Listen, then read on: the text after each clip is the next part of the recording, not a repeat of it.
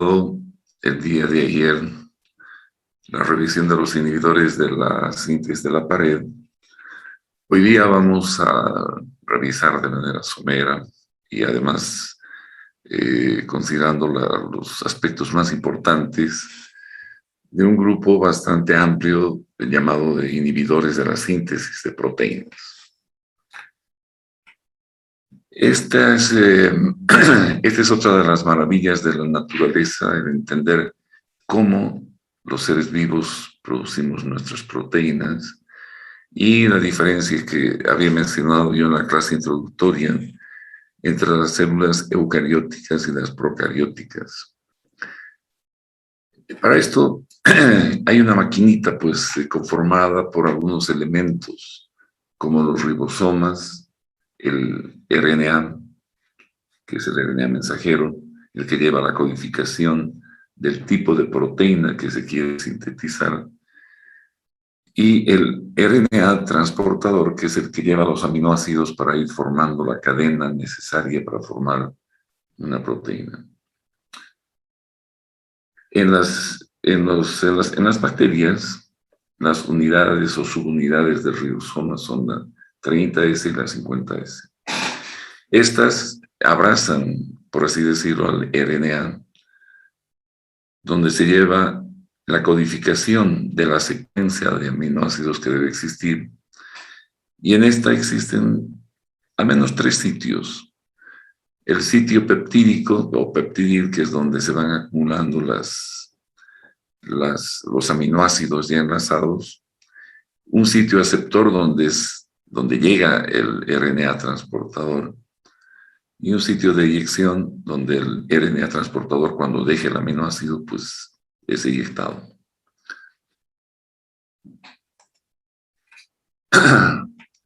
Entonces, normalmente lo que sucede es que el RNA transportador llega al sitio aceptor, trayendo un aminoácido. En el sitio peptidil están los que ya se han ensamblado, y estos son inmediatamente transferidos encima del aminoácido que ha sido traído. Y esto se hace a través de la peptidil transferasa, que es una enzima. De allá que este proceso se llama de transpeptidación. Y esto se debe a la acción de la peptidil transferasa.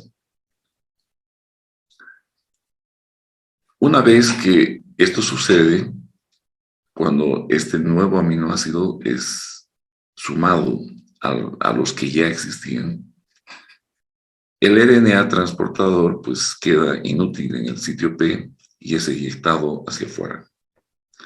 O sea, es retirado de la cadena de ensamblaje, ¿no? Y el sitio A queda libre nuevamente porque toda esta cadena de aminoácidos, incluyendo el nuevo, es movido otra vez hacia el sitio P.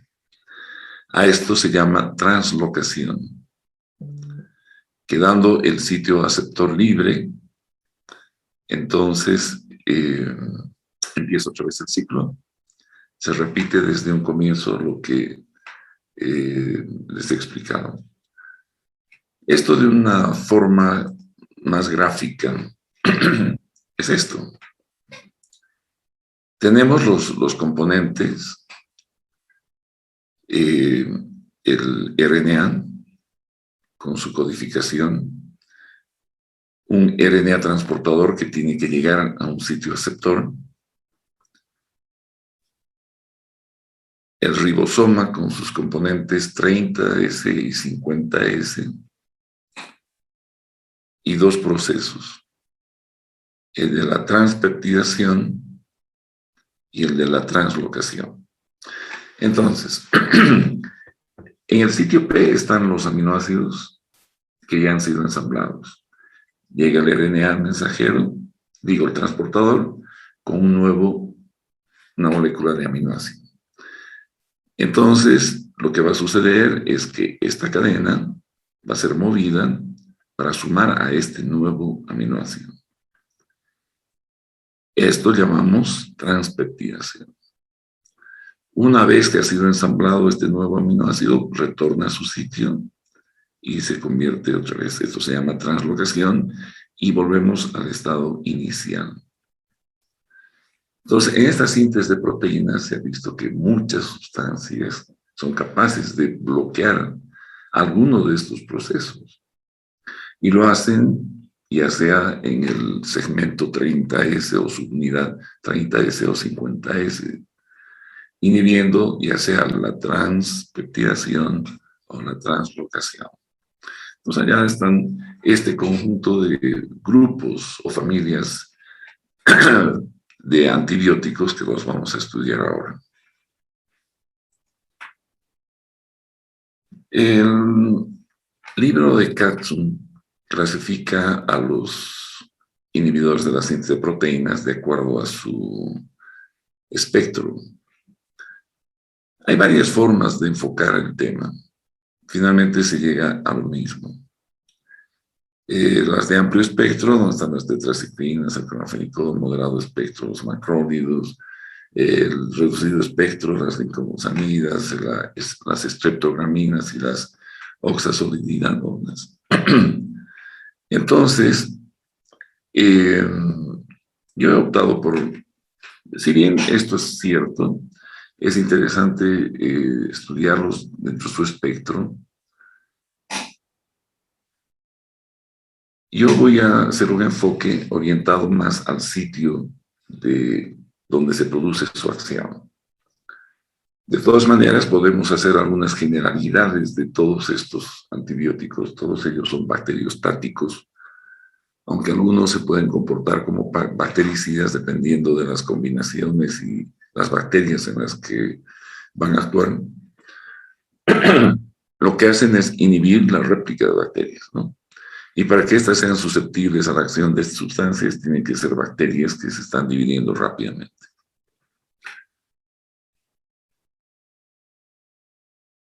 Voy a basar la charla de hoy en esta división.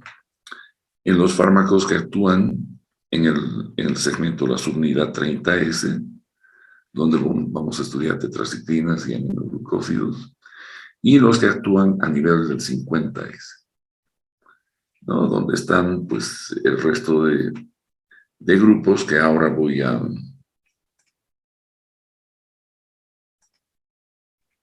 desglosar. Entonces, este va a ser mi menú, si quieren, para que vayamos estudiando grupo por grupo. Vamos a empezar con las tetraciclinas. Estas tetraciclinas, pues, actúan en el sitio 30S ribosomal. Su mecanismo de acción se comportan como análogos del RNA transportador. Y lo que hacen es ir y unirse a ese sitio aceptor, impidiendo, pues, inhibiendo que el RNA transportador se una a su sitio de acción, o sea que no va a haber ensamblaje. Estas tetraciclinas son motivo de resistencia para unas bacterias que son capaces de producir el flujo exagerado del fármaco. Este es el más común. Puede haber inactivación enzimática o que el ribosoma genere una proteína protectiva que impida la unión en el sitio A. Pero lo más común es el flujo. Entra el antibiótico y es rápidamente retirado de la bacteria. Las tetraciclinas tienen una muy buena absorción oral, una biodisponibilidad aceptable.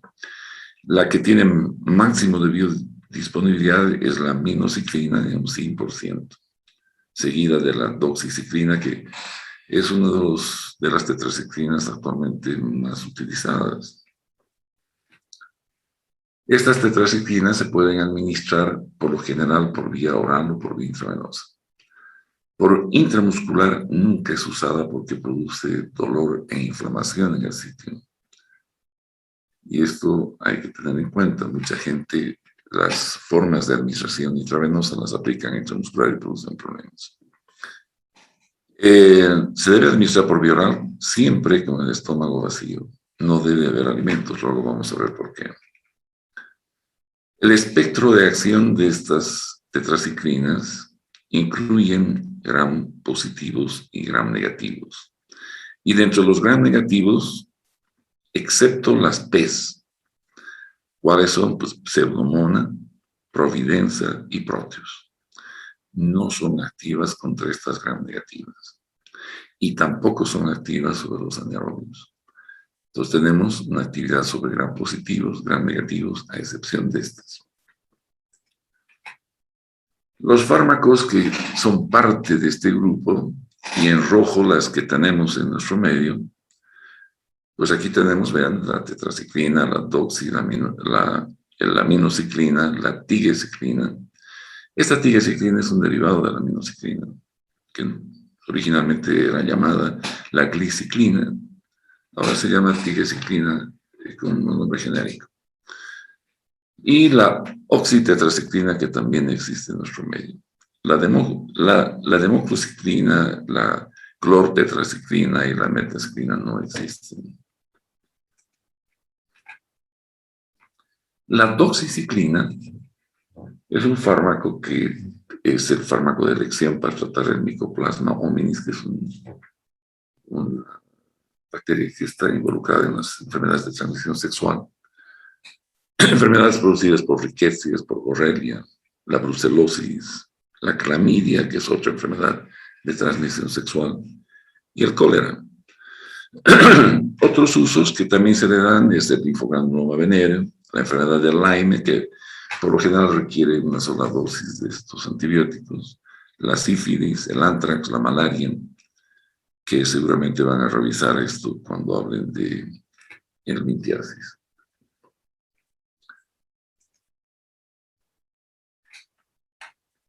La aminociclina en nuestro medio es ampliamente utilizado por los dermatólogos, especialmente en el acné. ¿No? La lepra y la nocardiosis son más raras en nuestro medio. La demociclina, que no la tenemos en nuestro medio, es un fármaco de uso en el síndrome de secreción inadecuada de hormona antidiurética. Hay algunos fármacos que han salido recientemente.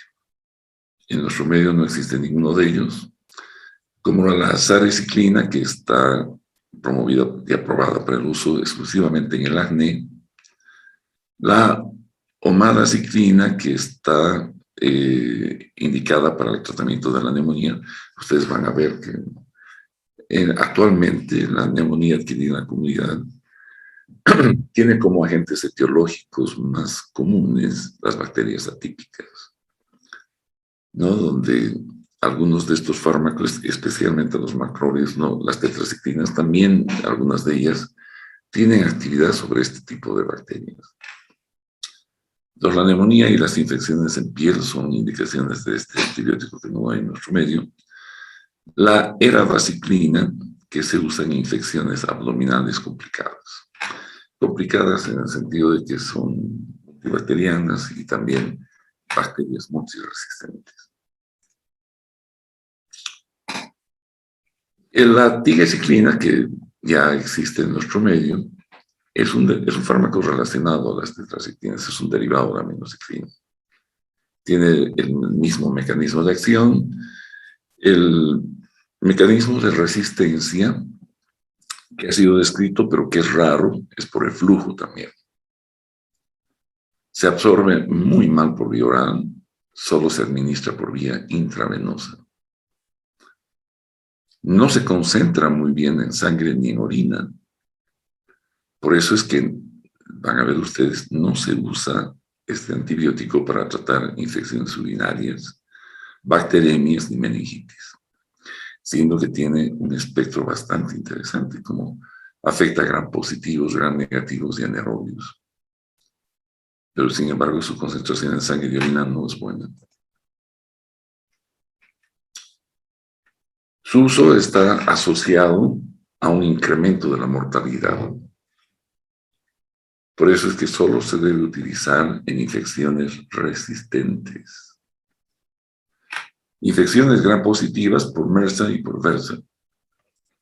Estafilococo aureus resistente a la meticilina y a la vancomicina. En los gram negativos, cuando Los carbapenémicos, que son los antibióticos de mayor espectro, donde está el imipenem y el meropenem que tenemos en nuestro medio, no son ya efectivos para tratar infecciones por gram negativas porque son resistentes como la Escherichia coli, la Klebsiella, el Enterobacter y el Acinetobacter, pues la tigecyclina es el fármaco que podría resolver el problema.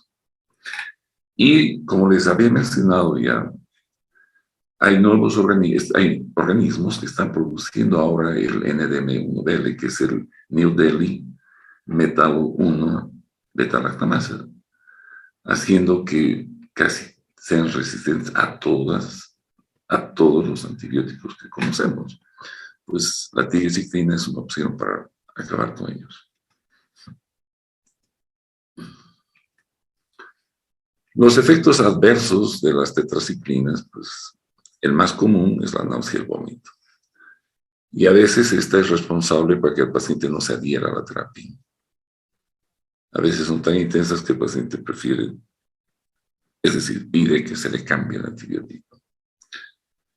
Es común que la esofagitis con las tetraciclinas, por eso es que se recomienda que el individuo deba tomar con el estómago vacío, debe tomar con un vaso entero de agua y al menos no debe recostarse por 30 minutos.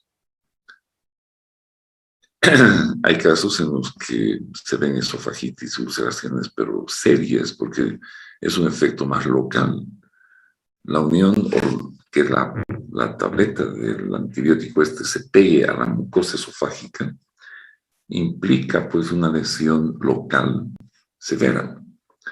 Por eso es que debe ingerirse con abundante agua.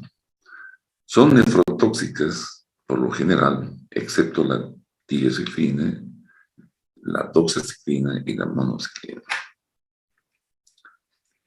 La hepatotoxicidad que se puede observar con estos antibióticos es sobre todo en mujeres embarazadas, son las que mayor riesgo tienen para hepatotoxicidad.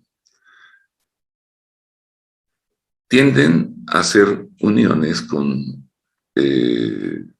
cationes como el calcio. Por eso es que se recomienda que no debe usarse con alimentos y menos con sustancias que tengan alto contenido en calcio, por ejemplo, como la leche. Estas sustancias son depositadas en huesos y dientes.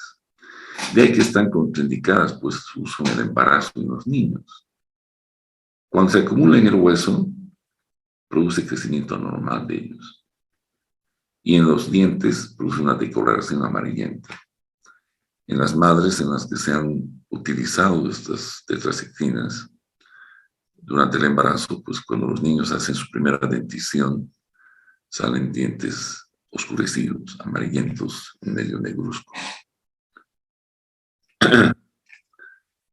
Algunas veces se ha visto el síndrome de Fanconi, que es una alteración a nivel renal, que se presenta especialmente cuando se han usado tetraciclinas con fecha de expiración pasado. En nuestro medio, que se acostumbra a usar todos estos productos hasta expirados, por suerte no vemos muy frecuentemente, pero en países donde el uso es más amplio de estos y hay más gente, más población, más casuística, pues se han observado síndrome de Fanconi. Puede haber el pseudotumor cerebral, que es un cuadro clínico que imita un tumor, sin embargo no existe, y es causado por las tetraciclinas. La fotosensibilidad. Puede haber una inhibición del receptor de la vasopresina, y con la diabetes insípida, ¿no es cierto? Como son inhibidores de este receptor de la vasopresina, por eso es que se trata la diabetes insípida con la demoxiciclina, que es el que tiene mayor efecto de inhibidor de estos agonistas de la vasopresina. Puede haber una vestibulotoxicidad con la aminociclina y obviamente la estreptomicina, que es la que más produce, ¿verdad? Pero la asociación esta puede ser tremenda para temas de sordera asociados con el uso de antibióticos.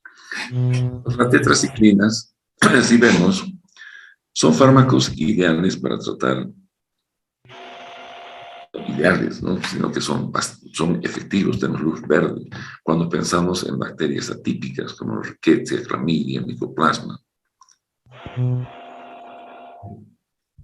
Con precaución en bacterias negativas, que se han visto sensibles, por ejemplo, el Haemophilus influenza y la Neisseria meningitis.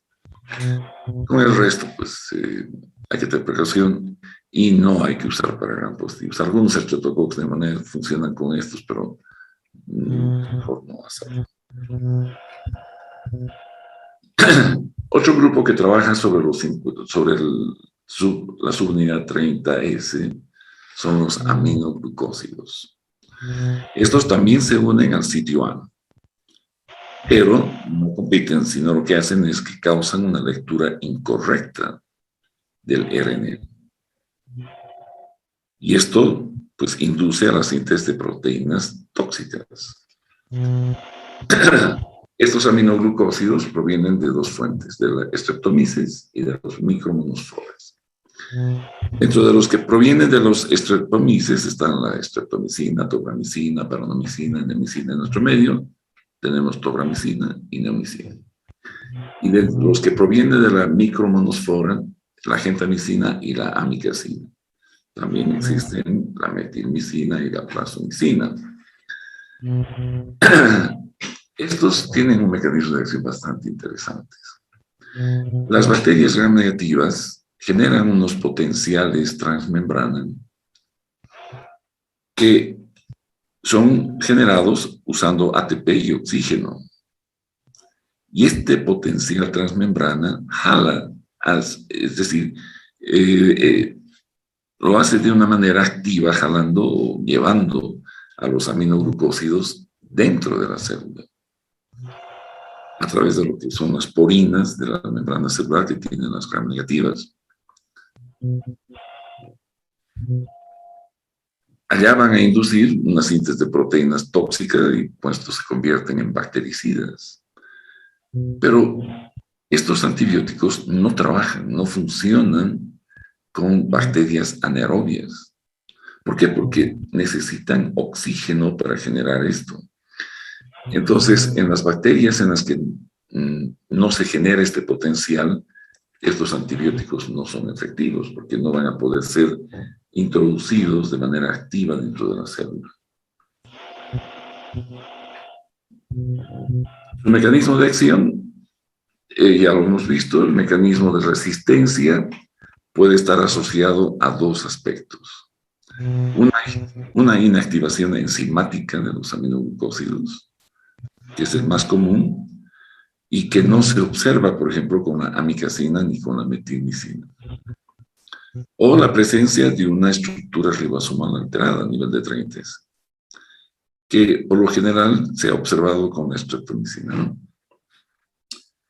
La farmacocinética, pues la absorción oral es pobre, por lo general la mayor parte de esto se utiliza por vía parenteral, ya sea intravenosa o intramuscular.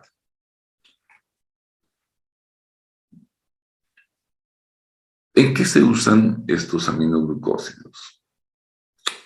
Normalmente la gentamicina es uno de los prototipos de este grupo. Se las utiliza en la plaga de la tularemia combinados con las tetraciclinas, en infecciones por gram negativos resistentes, ¿no? Igual que la ceftriaxona, excepto en la tifoidea. Si hay inactivación enzimática, hay que utilizar la amicacina y la metilmicina, que son los que no pasan por esta inactivación, como lo he dicho antes, ¿verdad? En estos gram negativos resistentes, ya sean pseudomonas, enterobacter o acinobacter, pues allá sí tienen indicación los aminoglucósidos. Y como van a ver con el doctor Carlos Montes, ya les he anunciado desde ayer, en la tuberculosis, pues la streptomicina, la amicacina, la capreomicina y la canamicina son utilizados en los programas nacionales de lucha contra la tuberculosis. Otros aminoglucósidos, como la plasmicina, que no hay en nuestro medio, se usa en infecciones del tracto urinario complicado y además puede haber en la pielonefritis. La tobramicina y la neomicina sí existen. Y existe también la vía inhalatoria en nuestro medio, el polvo para inhalación, que se usa en las neumonías por pseudomonas, en pacientes que tienen fibrosis quística.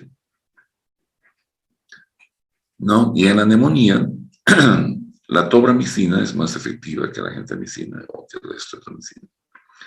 Entonces, hay usos a nivel pulmonar, especialmente con la tobramicina.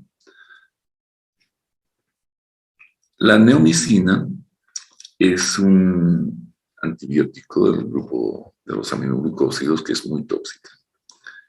Normalmente se prefiere utilizar solo por vía oral como un efecto más luminal a nivel del intestino para esterilizarlo y que no se generen, que es esterilizarlo en términos de bacterias, acabar con la flora bacteriana, para que estas bacterias que normalmente están en el intestino no generen amoníaco, que es la fuente para producir la encefalopatía hepática. Entonces se trata con la neomicina para disminuir la cantidad de amoníaco y darle chance al paciente de recuperar un estado de conciencia. Sin embargo, ahora el fármaco de elección ya no es la neomicina, sino la rifaximinina oral, que la vamos a ver ahora también, que es un antibiótico que existe en nuestro medio y que es excelente para tratar afecciones luminales en el intestino. Los efectos adversos y las contraindicaciones de estos antibióticos, pues estos aminoglucósidos son nefrotóxicos, pero son reversibles. Se suspende el medicamento y esa nefrotoxicidad se revierte. La máxima nefrotoxicidad se ve con la neomicina, por eso es que se prefiere solo usar la vía intraluminal del intestino. Y el mínimo es con la streptomicina. La ototoxicidad sí es irreversible, ¿no? Y se ve una ototoxicidad auditiva máxima con la kanamicina, la amikacina y la neomicina. La neomicina es terrible. Puede existir problemas de ototoxicidad a nivel vestibular con la streptomicina. Y el mínimo de efecto de ototoxicidad tiene la metilmicina.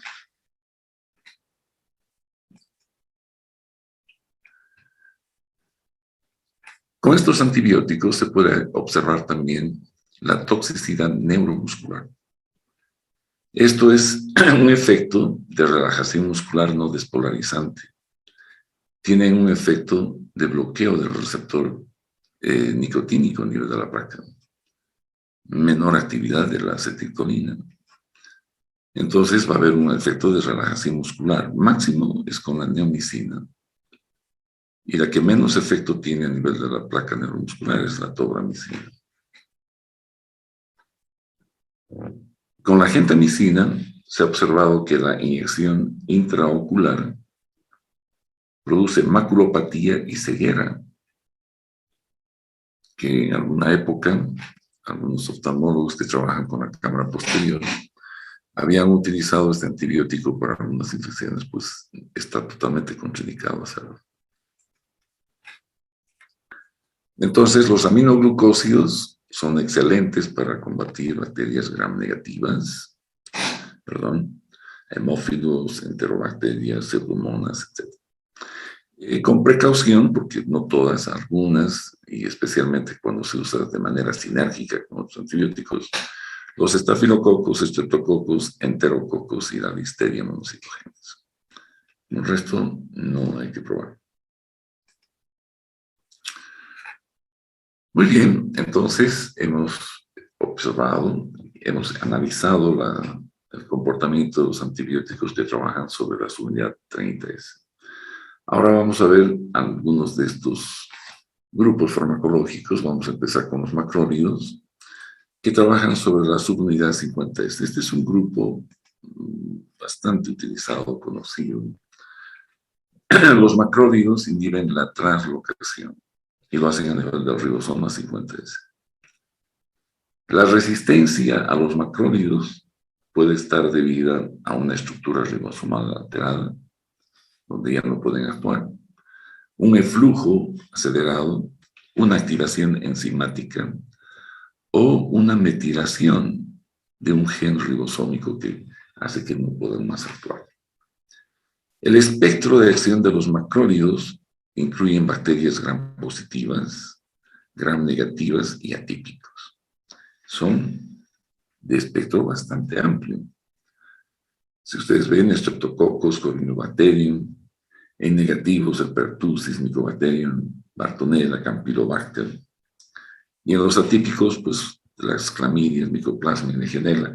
De ahí que han ganado tanto espacio para el tratamiento de afecciones del aparato respiratorio por gérmenes atípicos. Normalmente un grupo farmacológico asociado son los ketólidos, a los macrólidos, que son derivados o son asociados químicamente con los macrólidos. En este cuadrito trato de mostrar la biodisponibilidad oral, por ejemplo, de los tres exponentes importantes de los macrólidos, donde está la eritromicina, la acitromicina y la claritromicina, que ya saben que cuando están rojos, porque hay en nuestro medio. Dentro de los ketólidos, la eritromicina no existe en nuestro medio. Pero para comparar más o menos algunos elementos de la farmacocinesis. La biodisponibilidad es mayor con la claritromicina. En intermedios, la citro y la eritromicina tienen muy poca disponibilidad oral en relación al resto. La vía de administración de la eritromicina y la acitromicina puede ser oral o parenteral. La claritromicina solo es oral. La vida media, vean, hasta de 10 horas la eritromicina, pero la acitromicina es la que se lleva, pues, la 68 horas de vida media.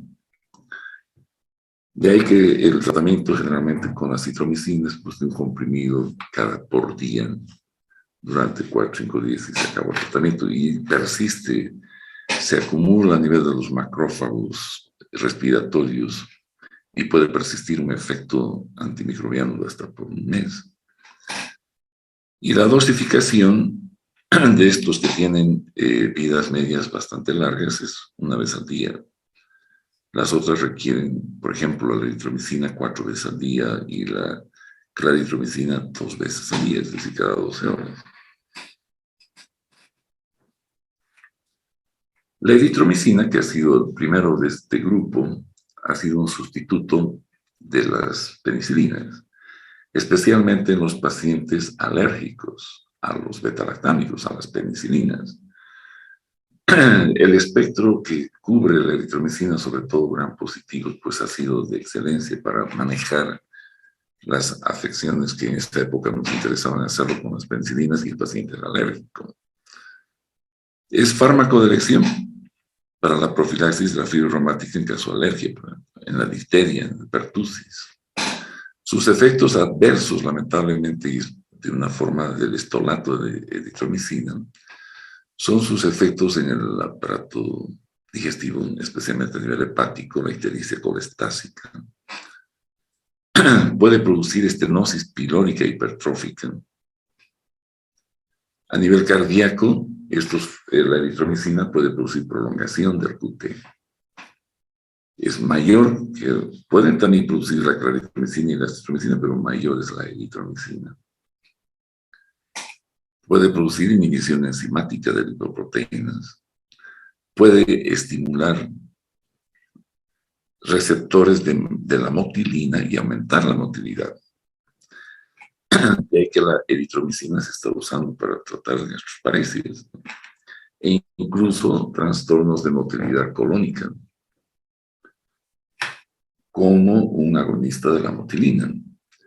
Pero en los pacientes que no nos interesa producir este efecto, más bien se convierte en un efecto adverso, produciendo diarrea.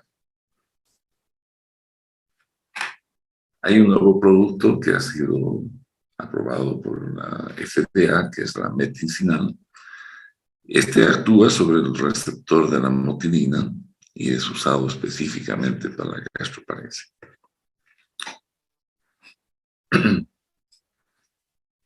La claritromicina, la acitromicina y estos dos ketólidos Pues la claritromicina, ya ustedes han estudiado con nosotros, por ejemplo, su uso en el Helicobacter pylori, que es un bacilo gram negativo. Tiene también usos en las micobacterias, como la tuberculosis, lepra, ¿no? Y en algunas micobacterias no tuberculosas, como la micobacteria avium y la canacina. Esto seguramente va a también ser motivo de al menos mención, cuando hablen de tuberculosis. La citromicina es la de mayor duración, han visto 68 horas de vida media. Es uno de los macrólidos que más se ha usado, especialmente este tiempo de la pandemia, justamente por esas propiedades que tiene proteger contra las bacterias que más comúnmente sobreinfectan infecciones virales en el aparato respiratorio, y con ciertas propiedades no demostradas aún de tener efectos antivirales. Hay estudios interesantes que parecen demostrar cierta actividad antiviral. Sus usos, pues la neumonía típica, esa neumonía causada por la especie Clamidia o Mycoplasma o la Legionella, afecciones en el tubo digestivo como el Campylobacter, el Chancroide, el cólera, la clamidia, especialmente cólera y clamidia cuando hay embarazo, pues el fármaco debe ser la citromicina. Embarazo y niños, cuando están con el cólera, la fármaco de elección es esta. Y en la tifoidea también se puede utilizar la citromicina. La telitromicina, pues esta tiene un uso en la neumonía adquirida en la comunidad. Sus efectos adversos son hepatotóxica, bloquea la placa neuromuscular, empeorando cuadros como la miastenia gravis, como lo hacen otros fármacos, ¿no? Hemos hablado de los aminoglucósidos ya que producen esto. Vamos a revisar algo de estos también un poquito más adelante, que tienen el mismo problema, ¿no? Tiene alta afinidad para la subunidad 50S, ¿no? Y es efectiva cuando hay resistencia a los macrólidos, la telitromicina. Y la solitromicina es un nuevo ketólido que les decía, que está aprobado para su uso en la neumonía adquirida en la comunidad. Seguramente en un futuro próximo ustedes verán estos productos en el medio. La teritromicina ni la solitromicina existen disponibles. Entonces los macrólidos, si ven, no son fármacos que tengan luz verde en todo, pero sí en una gran parte de los gram positivos, algunos gram negativos y algunos atípicos pueden trabajar, ¿no? Están dentro de los protocolos de manejo de la neumonía adquirida en la comunidad, especialmente pacientes que son manejados de manera ambulatoria, justamente porque nos cubren la mayor parte de las familias de bacterias involucradas con la neumonía adquirida en la comunidad. La telitromicina sí tiene una luz verde para bacterias gram positivas, porque sí es efectiva contra el estreptococo piógenos y el estreptococo pneumoniae, ¿no? Y algunos estafilococcus aureus, que para estos existen mejores opciones terapéuticas, como ya les he hablado. Bien, otro grupo de fármacos donde el representante es la linezolida es pues este de las oxisolidinonas, a la cual pertenece la linezolida. El mecanismo de acción, bloquear la translocación. La resistencia por mutación del sitio de enlace. El espectro, gram positivos y gram negativos. Dentro de los gram positivos, estafilococo y enterococo. Y dentro de los negativos, las micobacterias. Esta linezolida tiene muy buena absorción oral, la biodisponibilidad 100%. ¿No? Y la vía de administración es oral y la dosificación es BID. Cada 12 horas con la linezolida se logran la concentración esa del 100%. Sus efectos adversos, como la supresión de la médula ósea y la trombocitopenia, obligan que cuando se usa este fármaco, pues hay que hacer monitorear recuentos plaquetarios permanentemente. Y los problemas más serios están cuando esta produce la toxicidad mitocondrial, que se expresa como una cirrosis láctica, una neuropatía periférica y una neuritis óptica que pueden complicar el curso. De ahí que se reserva solo para infecciones que son resistentes a fármacos, infecciones por bacterias, como el MRSA, el VERSA y el VRE. Este es el enterococo resistente a la vancomicina y este es el Streptococcus aureus, que es resistente a la meticilina y a la vancomicina. Entonces, para este tipo de afecciones, linezolid es el fármaco ideal. En algunos casos también, esto van a ver ustedes después, en la tuberculosis, que es resistente a fármacos. Estas abreviaciones significan tuberculosis o el bacilo de la tuberculosis resistente a múltiples fármacos. Y van a ver en muchos textos también esto que es el XDR, es extremadamente resistentes. Hay nuevas cepas del bacilo este que se han vuelto realmente extremadamente resistentes. Entonces, en esos casos, la linezolida podría ayudar. Existen otros fármacos del grupo que no existen en nuestro medio, como la tedizolida y la sutezolida. ¿No? Esta tedizolida pues, se administra tanto por vía oral como intravenosa, en una sola dosis por día, y es útil para el MRSA y el VERSA. Como efecto adverso, pues causa menos supresión de médula ósea que lo hace la linezolida. Y el tudesolide, que también seguramente revisará con el doctor Cabemontes, es para la tuberculosis, que es resistente a fármacos. Entonces, la linezolida, luz verde para tratar afecciones por gram positivos, Streptococcus y Staphylococcus. Con el resto, nada. Las estreptograminas, que también son parte de este grupito, pues allá, las estreptograminas son dos fármacos, que es la dulfopristina y la quinupristina, que vienen en una combinación de 70 de la dalfopristina y quinupristina en un 30%. No siempre son usadas en combinación, en nuestro medio no hay esto. Tienen un efecto en combinación bactericida. Y bloquean la translocación, actuando sobre el sitio de enlace de la eritromicina, que es un sitio especial en las bacterias, donde también actúan la streptogramina B, la lincosamida, que es dentro del grupo de las lincosamidas, la clindamicina, que lo vamos a ver luego. Y tienen un tipo de resistencia, que es el MLS6, que es llamado así, que comparten los macrólidos, las lincosamidas y las streptograminas. Estas streptograminas que estamos viendo ahora. En la que este tipo MLS6 significa que la metilasa es convertida en metilatos, que es el sitio de enlace de la eritromicina, y produce cambios estructurales en el sitio. Y los fármacos ya no se pueden unir. Y esto es producido por un gen que es el ERM, de la metilasa ribosomal, de la eritromicina. Entonces, a eso se nos ha llamado una resistencia tipo MLS6, en la que estos tres grupos farmacológicos comparten esa en común.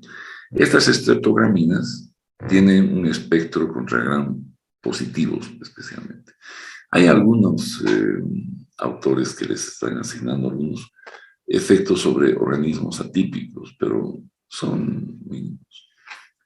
Normalmente el uso está en Streptococcus aureus y enterococos resistentes a la vancomicina y a la meticilina. Se los usa por vía parenteral y generalmente producen reacciones en el sitio de inyección.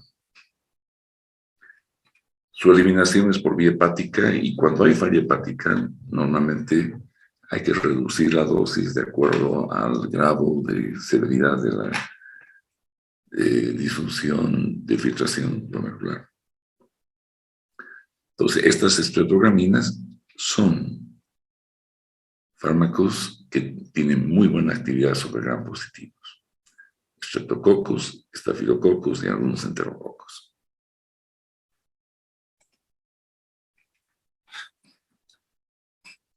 Otro grupo son las lincosamidas, donde la clindamicina es uno de los exponentes.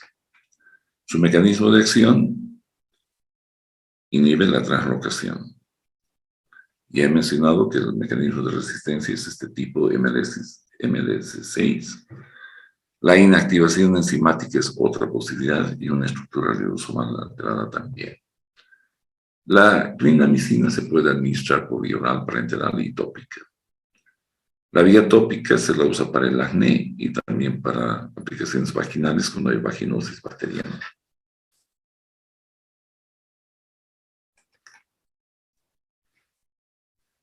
Su espectro incluye gram positivos y gram negativos.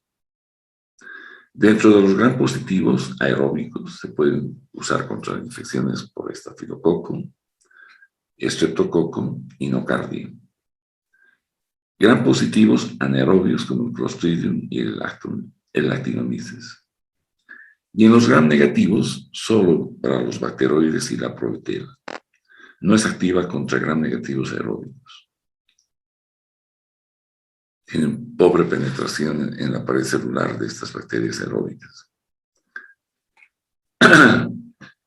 Normalmente es el fármaco de elección para tratar el síndrome de shock tóxico. Este que se produce con los famosos tapones vaginales para la menstruación, en los que hay una proliferación de estafilococos, estreptococos, etc. Y se la usa generalmente asociada a la vancomicina. También se usa para las osteomelitis porque tiene una muy buena penetración ósea, para la gangrena gaseosa y para la nocardiosis.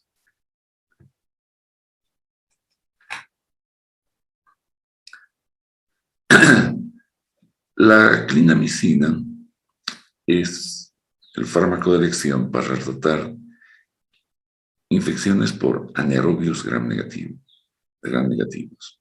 especialmente las infecciones supradiafragmáticas, donde la provotela está generalmente involucrada, produciendo en algunos sitios infecciones como en la cavidad oral, los abscesos peridentales, en los pulmones, en la cavidad pleural, etc. Son infecciones por anaerobios gram negativos. Para estos, pues la clindamicina es el fármaco de elección. Para las infecciones por estas bacterias subdiafragmáticas, que son producidas por bacteroides, el fármaco de elección es el metronidazol. Estos bacteroides generalmente infectan el abdomen, la enfermedad inflamatoria pélvica, que en las mujeres por aborto séptico pues una peritonitis focalizada, y el metronidazol es el fármaco de elección. Otros usos de la clindamicina, pues la malaria, la toxoplasmosis y la neumocistis.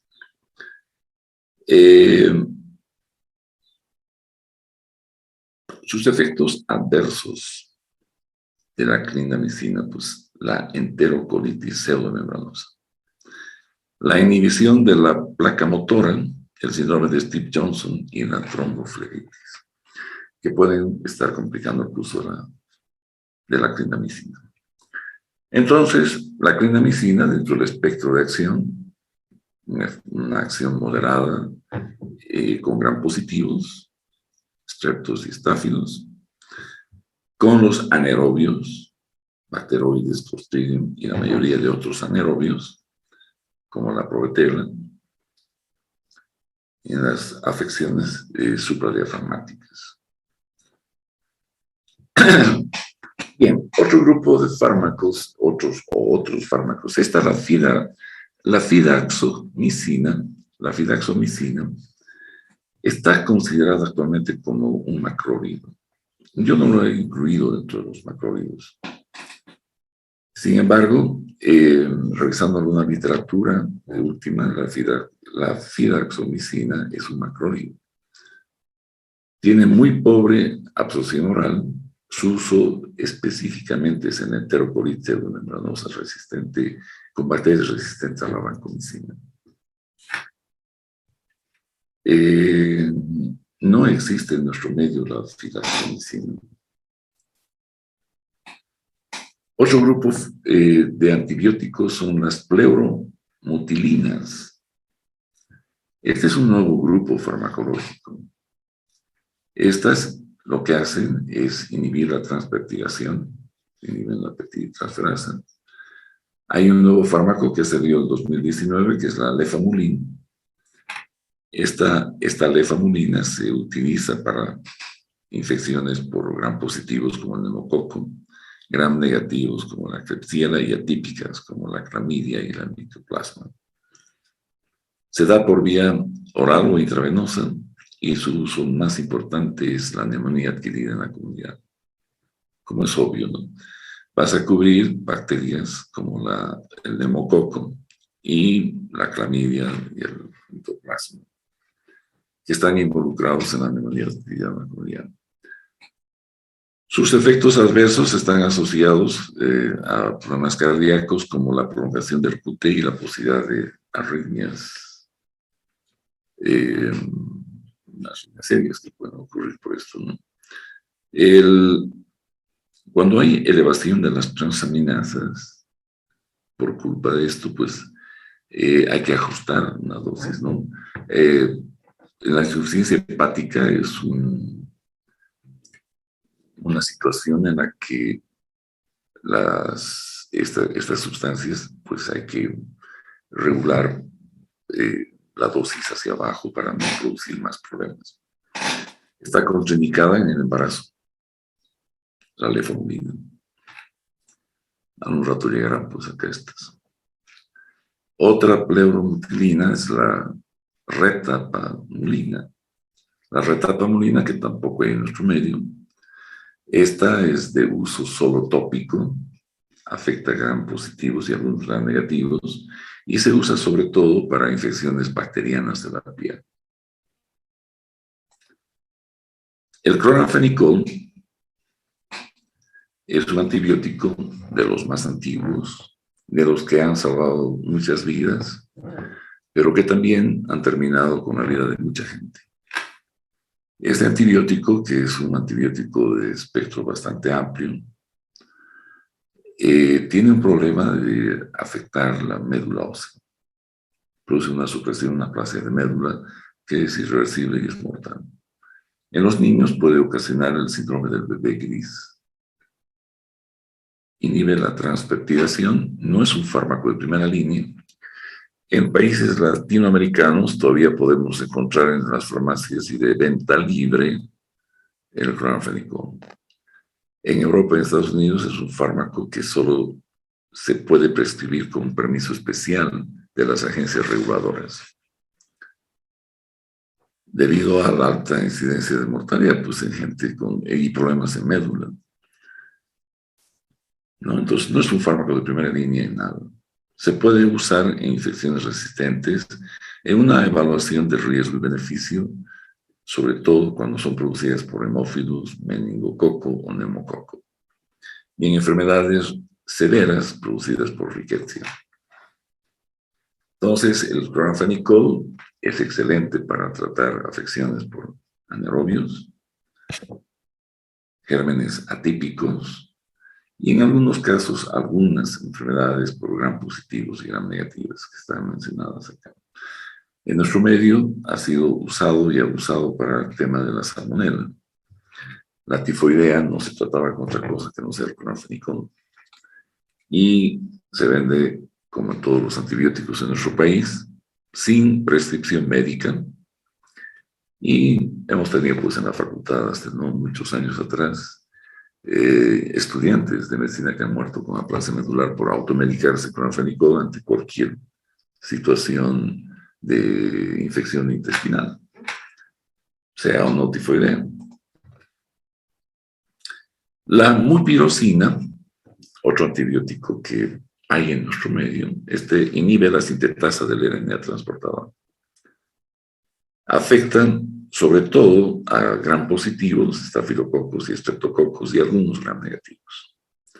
El uso es tópico, netamente. Los dermatólogos son los que más usan, especialmente para tratar infecciones cutáneas como el impétigo y demás, y el estafilococo cuando hay portadores nasales del MRSA. El estafilococo, los portadores asintomáticos, pues lo llevan en la nariz. Y allá se usa la mupirocina.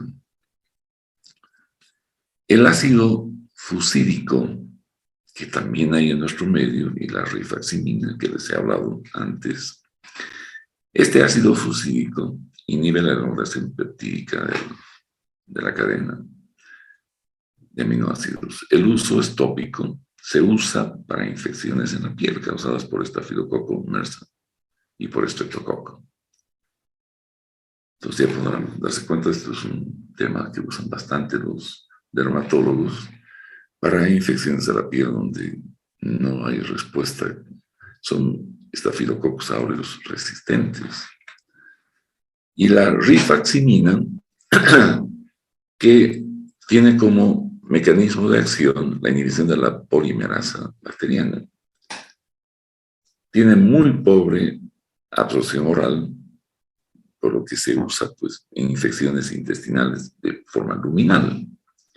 Es lo que les decía, que es el fármaco que se usa para, por ejemplo, la enterocolitis pseudomembranosa, cuando hay versa. En la diarrea del viajero, en el síndrome de intestino irritable, si es que les ha hablado de esto el doctor Mauricio Peralta, les ha hablado seguramente de que hay pacientes que tienen el síndrome de intestino irritable que se caracteriza por demasiada flatulencia. Entonces, esta flatulencia es debida a la actividad bacteriana exagerada a nivel del colon, y la rifaximina disminuye la población bacteriana, disminuye la formación de gases, y este meteorismo y dolor, ese meteorismo que es el que más incomoda en algunos pacientes que tienen el síndrome de intestino irritable. Y también, pues en vez de usar la neomicina, se esteriliza el intestino para tratar pacientes con encefalopatía hepática. Esa es la rifaximina. Muy bien. Entonces, con esto yo voy a dar